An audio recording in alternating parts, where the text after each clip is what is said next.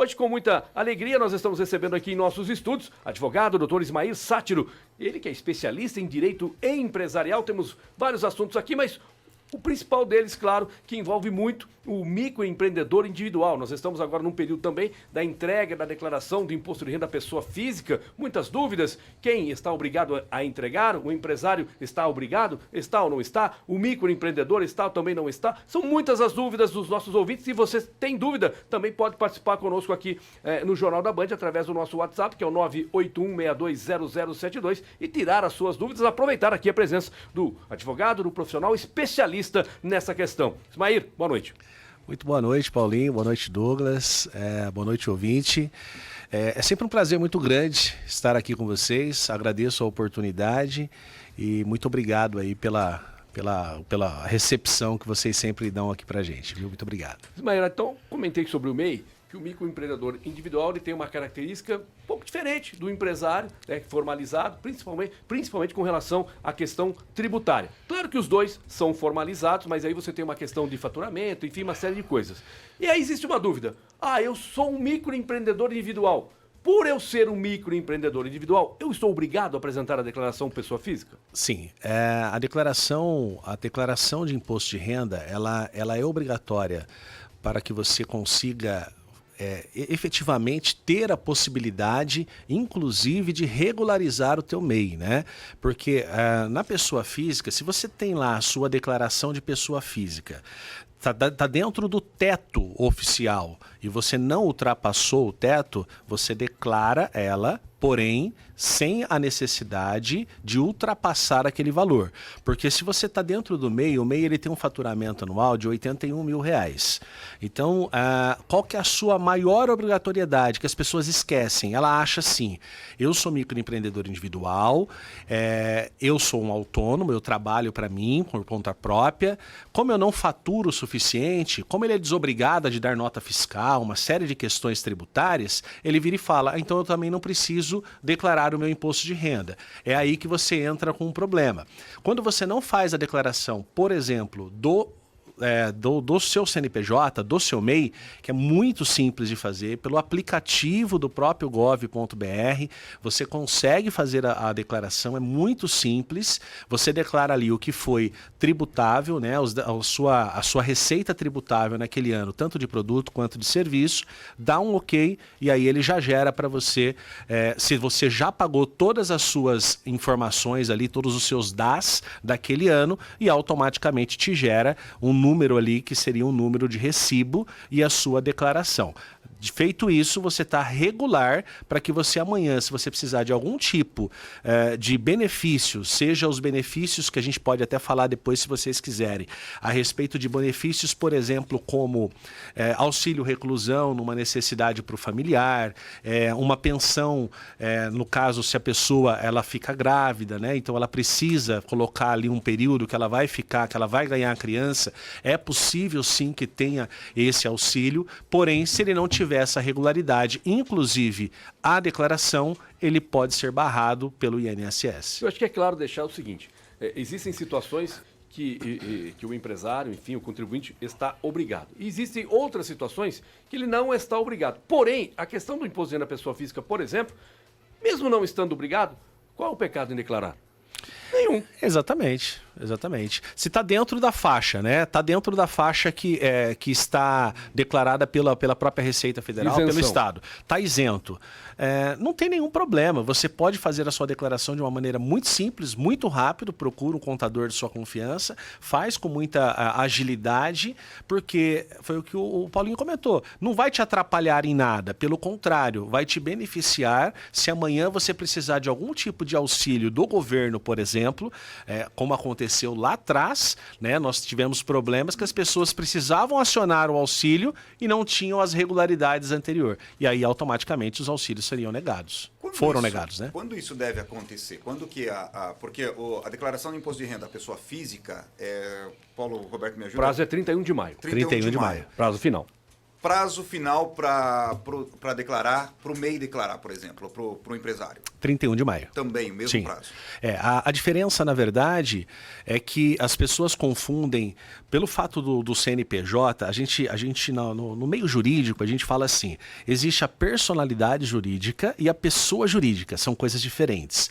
Quando você tem um MEI, você tem um CPF com uma característica de um jurídico, mas não quer dizer que ele é uma pessoa jurídica. Uma pessoa jurídica, ela começa ali do empresário individual para cima.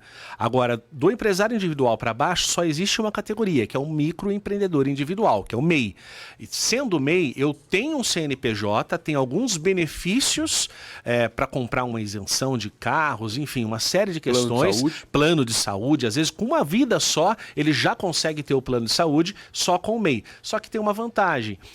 Se ele tem que ter as obrigações dele. Se ele não fizer as obrigações, consequentemente, os direitos, ele não vai conseguir pegar de volta, né? Tá certo. Agora, Ismael, são várias as perguntas. O ouvinte vai interagindo aqui, 981620072. Estou aqui, ouvinte Raquel, ela diz o seguinte: criei minha empresa. Ela começou a faturar dentro do teto estabelecido.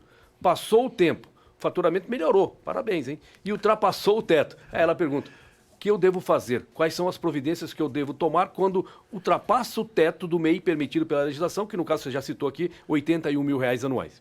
Perfeito. Que notícia boa, né, Cal? Isso é muito bom. Faturar a mais do que o teto é uma boa notícia, né? Pensa num problema que todo mundo gostaria de ter, né? Então, o que a gente faz? Quando você passa do teto, lembrando que esse faturamento é o faturamento declarado. A gente tem que tomar um pouquinho de cuidado, porque no Brasil a gente tem essas diferenças, né, dentro das empresas. Nem tudo consegue fornecer nota, apesar de ser a obrigatoriedade de ter a nota fiscal, mas nem tudo consegue, às vezes não está adequado. Só que quando você fala no MEI, ele já é desobrigado de dar a nota. Então, os R$81 mil, ele fica mais flexível ali. Então, você precisa consultar com o seu contador de confiança, né, para que ele possa orientar você. Muito provavelmente você vai dar um passo, um crescimento a mais. E esse crescimento, ele pode ser, se você não tem uma sociedade, que às vezes no papel você tem um MEI, mas aí você abriu com um amigo, com um parceiro, com um familiar, com um vizinho, uma empresa. E aí começou a tocar, no caso da Raquel, a gente não sabe mais detalhes, mas, por exemplo, ela vira e fala: olha, eu consegui um faturamento melhor agora. Agora ela vai entrar na sociedade, essa outra pessoa, então ela vai nascer uma microempresa. Então ele dá um upgrade e aí automaticamente começa outras obrigações. Aí ela tem outros benefícios, sem dúvida nenhuma, mas também contribui, né, vem junto com esses benefícios as questões das obrigações, né, que a gente não pode esquecer. Mas procurar o seu contador é a melhor opção nesse momento, porque você vai precisar fazer um upgrade aí. E no caso, se aconteceu de ter esse faturamento, de repente o faturamento caiu um pouco e tal, é possível fazer um downgrade? É possível voltar a ser MEI? Sim, é possível, na legislação é possível, você consegue fazer. Não é um trabalho simples, não é um trabalho... É um trabalho até um pouco árduo, porque você precisa fazer todas as... quando você faz um upgrade, ele é muito mais simples, as comunicações via sistema. Que é o mais esperado, né? Que é o mais esperado. Inclusive, você não perde o CNPJ, é o mesmo CNPJ. Exatamente. Você tá lá com, sei lá, o CNPJ 28, 12, bem antigo, né? 12 milhões, começa lá atrás. E aí agora, se você for abrir hoje, deve estar nos 60 e alguma coisa, 60 e poucos milhões. Então, você abre o CNPJ lá atrás e agora você vai fazer um upgrade. Ótimo, muito bem lembrado. Você não vai perder o seu CNPJ. Para você voltar, é possível? É possível. Só que tem algumas questões burocráticas. Precisa ser analisado, primeiro, se você precisa desse número CNPJ, porque muitas vezes ele é mais caro e ele se torna inviável para você fazer o retorno para um MEI. Tá? Às vezes compensa você fazer uma opção, né? Você está lá na opção do simples, você está no microempreendedor, ou você está numa SLU, por exemplo, uma sociedade limitada unipessoal, você está ali com um empreendedor individual, mas você não está no teto, mas você tem uma lacuna muito grande, né? Você tem um elástico ali muito grande para você conseguir fazer o faturamento. E às vezes faturar menos é só temporário, então é questão de tempo. Pelo contrário, eu não indico ninguém a voltar, eu indico as pessoas a prosseguirem a focarem, porque com certeza as coisas vão acontecer e vão ter um resultado melhor no final. Agora, o que eu não considero, assim, pelo menos não consigo conceber a ideia das pessoas que trabalham, né, que estão na informalidade, não constituíram no mínimo um MEI. Porque você só tem benefício. Né? Você tem uma carga tributária muito pequena, né? Muito pequena. Então, se você se regulamenta como MEI, você vai ter, como eu já disse, o CNPJ, e você vai ter acesso a várias outras coisas que só traz benefício a você. Inclusive, dependendo da sua atividade, você ainda pode até contratar um funcionário e registrá-lo. Exatamente. Não é isso? Exatamente. Paulinho, fica até o apelo aqui, né? A gente precisa fazer um mundo diferente, né? Muitas vezes a gente reclama do nosso país, reclama das nossas condições, né? Mas a gente tem formas para poder buscar o crescimento. E não existe nada que você não contribua para que você consiga pegar alguma coisa de volta lá na frente. É uma via de mão dupla. Você precisa dar algo ao Estado e o Estado retribui para você, seja um momento que você mais precisar, ou seja apenas um crescimento, um status de empresa. Então, quando você fala em uma contribuição muito pequena, Paulinho, é irrisória. Nós estamos falando em R$ 70,60. Nós estamos falando de, sei lá, uma pizza no final de semana, né? Às vezes, se você sair com uma família aí com 2 filhos para tomar um sorvete, para você comer um lanche, você gasta mais do que isso, né? Então, assim, poxa vida, R$ 70,60. Isso corresponde a 5% de um salário mínimo federal, que é 1.412. Consigo aposentar, consigo ter aposentadoria por idade, aposentadoria por invalidez, auxílio doença, enfim, eu consigo ter salário maternidade, uma série de benefícios que, se você parar para analisar, o empresário convencional, para aposentar com a mesma quantidade de valores, que é um salário mínimo, ele paga muito mais do que R$ 700. Me corrijam se eu estiver errado. Né? Você paga muito mais. Porque, às vezes, assim, eu estava conversando agora nos bastidores. Só o INSS, 11% de um salário mínimo já ultrapassou o valor. Só o INSS. Exatamente. Eu estava falando agora há pouco aqui nos bastidores com os meninos. No meu escritório, como sociedade individual de advocacia, eu pago quase um salário mínimo para ter direito à aposentadoria de um salário mínimo. Então, se você que um empreendedor individual, você que é autônomo, a oportunidade está lançada, né? Poxa vida, vou me formalizar. Não é para que você consiga ter um número e encher os caixas, né? Os cofres do governo. Não é isso. Vamos pensar, eu contribuo, tenho benefícios com isso, e é uma oportunidade de crescimento. Hoje você é um MEI. Eu comecei na minha vida como um MEI. Então, assim, você é um MEI, você vai crescendo. Todo mundo começa um dia. Por que não o pontapé agora, né? Ismael, tem situações em que a pessoa acabou de abrir o MEI, e eu conheço algumas situações como essa. Acabou de abrir o MEI, então foi lá no escritório, pediu, passou toda a documentação e tudo mais. Acaba de ser enviado o cartão do CNPJ com o número do CNPJ, e aí a caixa de e-mail começa a lotar, e telefonemas. Tem uma situação, conheço uma situação, por exemplo, de uma pessoa que abriu o MEI, colocou um determinado nome, XYZ, de repente um escritório já ligou para essa pessoa, já entrou em contato cobrando patente, registro de marca e aquele monte de e-mails que você tem que pagar isso, pagar isso, pagar isso, pagar isso, pagar aquilo, pagar aquilo. O que o MEI realmente é obrigado? Quais são os pagamentos que ele realmente é obrigado? Até para orientar quem nesse momento está pensando, poxa, eu vou me formalizar, sou vendedor de cocada e tenho meu carrinho e tudo mais, quero me formalizar. O que realmente eu vou pagar? O que eu sou obrigado? A contribuição, Douglas, é apenas R$ 70,60 por mês. Esse é um DAS, é uma guia, vai estar escrito Simples Nacional nessa guia. Ele consegue baixar pelo aplicativo do gov.br. Ele pode baixar, pedir para o contador que eu sempre oriento que seja feito por uma contabilidade, porque você, bem assessorado, você cresce com tranquilidade e nas tomadas de decisões você tem muito mais segurança, tá?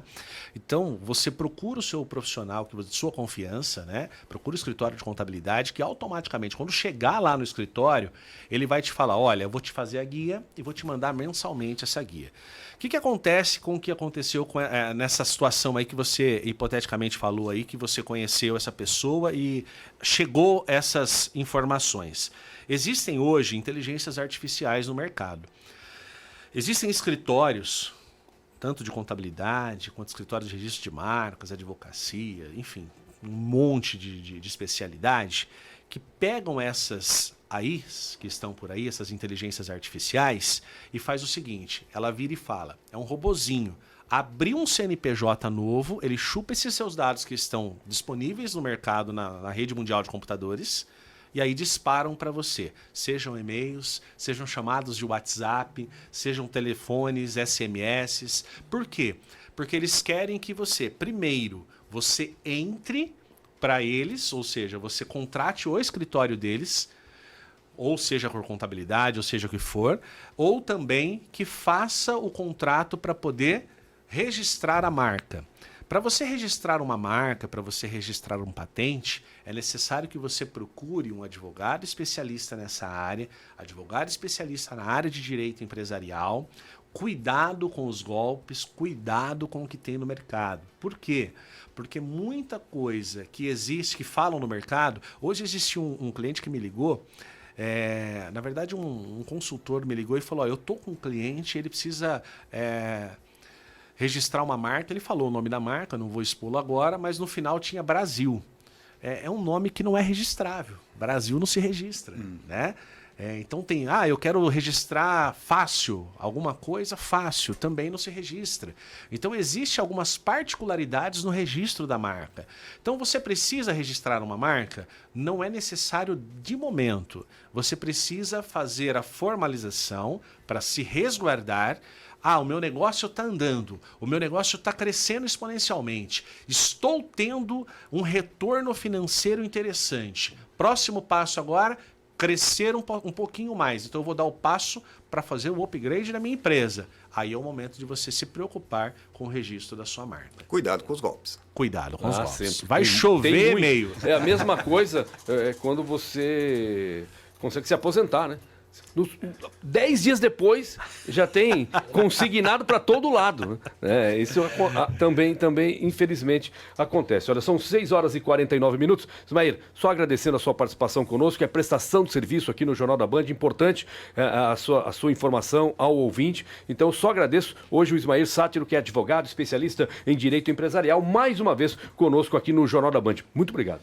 Eu que agradeço, Paulinho, agradeço os ouvintes, agradeço o Douglas, muito obrigado a toda a equipe aqui do Jornal da Band, é sempre um privilégio muito grande estar aqui e obrigado você ouvinte e fica a dica, vamos se formalizar, vamos crescer e fazer um país melhor.